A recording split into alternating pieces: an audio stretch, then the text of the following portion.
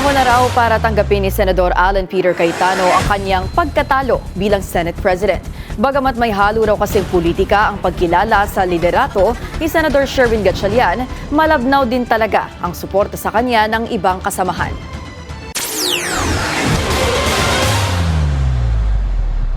Allow me to greet, first of all, the House Speaker, Faustino D. III, Senate President Pro Tem Sherwin Gatchalian.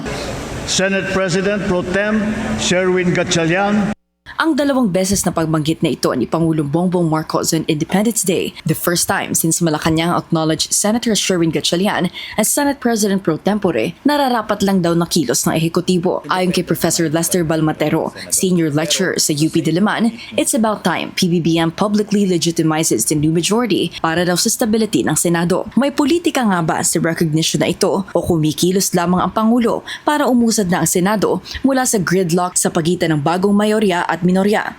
I think both Kasi kapag hindi nag-work ang Senado, talo not just the Congress but also the executive. Kasi hindi niya ma-forward yung mga priority bills ng presidente.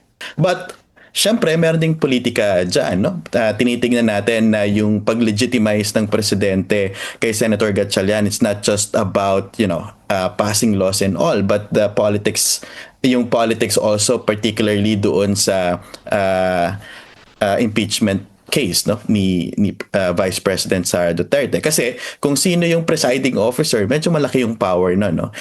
Ngayong si Gatchalian daw ang kinikilala ng House of Representatives na co-equal chamber ng Senado, isa na lang daw ang nakikitang payo ng eksperto para kay Senador Alan Peter Cayetano. I think it's about time for Senator Alan Peter Cayetano to accept defeat. No? Tingin ko, the only way, kasi at this point, ang naisip ko na lang is actually for him to go to Supreme Court and intervene. No? Kasi all other institutions, sabihin na lang natin na natalo na siya. No? Kumbaga, hindi na siya nire-recognize all other important institutions. Nakukulangan din daw si Balmatero sa suporta ng buong Duterte bloc para kay Cayetano, kaya tila lumalabnaw daw ang lakas ng senador kung ikukumpara sa suportang nakukuha ni Gatchalian. Challenge naman daw kay Gatchalian ang sugpuin ng naratibong kamay ng Malacanang ang kumikilos sa likod ng kanyang liderato. Matatanda ang noong June 3 kung kailan naganap ang kontrobersyal na quorum.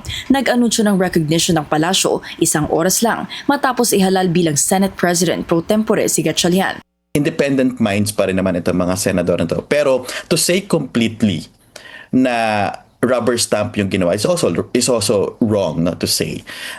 But parang sabihin natin may support yung Malacanang to certain individuals or certain senators. Obviously meron. Now, less than 2 years for the president in an impeachment trial for the vice, na kanino kaya ang bola para sa 2028? Ayon kay Balmatero, kung surveys ang basihan, malakas pa rin si Vice President Sara Duterte. Pero hindi maikakaila na malaki ang pagkakaiba ng bise sa kanyang abang si FPRRD na kahit anong issue raw ang kaharapin ay mataas ang ratings. Gumagalaw daw ang numero ni VP Sara depende sa kritisismo, kaya bagaman malaking parte ang Mindanao sa kanyang voting base, kung mailalabas daw ang bank accounts ng bise sa impeachment trial, inaasahan niyang bababa ang numero nito. Kung tatakbo naman daw si PBBM for a lower position, gaya ng pagkakongresista, mananalo pa rin ito lalo na sa norte. Pero hindi raw ito immune sa mga kasong maaaring isampa ng mga kritiko pagbaba niya sa pwesto. Independent naman daw talaga ang Senado pero kailangan din daw nating tanggapin na may mga trabaho talaga ang Kongresong kailangan ng koordinasyon ng palasyo.